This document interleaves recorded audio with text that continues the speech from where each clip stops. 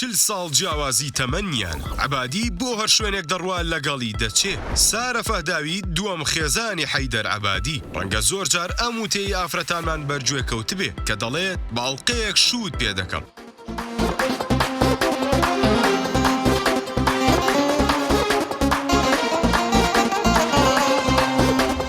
ئایا ئەم وتەیە بۆ هاوسەرگیریەکەی عەبادی و سارە فەهداوی ڕاستە؟ لەگەڵمان بمێننەوە بۆ ئەوەی بزانن تاکو چەند ڕاست. بەردەوام بۆ هەموو شوێنێک لەگەڵ حەیدەر عەبادیدا گەشت دەکات. سارە خالید فەهداوی هاوژینی حەیدەر عەبادی لە ساڵی 1992 لەدایک بووە. بەواتای 40 ساڵی ڕێک جیاوازی تەمەنیەتی لەگەڵ حەیدەر عەبادی. لەبەرەوەی حەیدەر عەبادی لەدایک بووی ساڵی 1952. سارە خەڵکی شاری ڕوومادی پارێزگای ئەنبارە. لە ئوردون بە کالۆرۆسی لە کۆلێژی دەرماسازیدا بەدەستهێنا. ساڵی 2007 ئەو کاتەی حەیدەر عەبادی بووە سەرۆکوەزیران سارە هاوسەگیری لەگەڵ کردو. لەوە ئەچێت شیربایی باشی لە بری وەرگرت بێت و کوڕ و کچێکی لە حەیدەر عەبادی هەیە. سارە لە خێزانێکی ڕۆشنبیری پارێزگای ئەنبارەوە هاتۆتە دنیا. لەبەرەوەی خاوەن پێگە و ناوبانگ و دەسەڵات و پارەن باوکی سارە ناوی دکتۆر خالید سولەیمان فەهداویە یەکێکە لە کەسایەتیە سیاسیە گرنگەکانی عێراق. خاوەنی کۆمەڵێک کتێب و نووسراوی زۆرە لە چەندین کۆنگرە و کۆڕی گرنگدا بەشدار بوو. گەیشتووە بە ئەندام پەرلەمانی عێراق و چەندین پۆستی وەقفەی سونی وەرگرتو. لە ساڵی 2011ەوە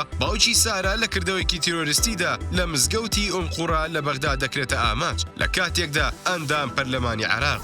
ئایا تۆ دەزانی سارە لەبەرچی هاوسەرگیری لەگەڵ حەیدەر عەبادیدا کردووە؟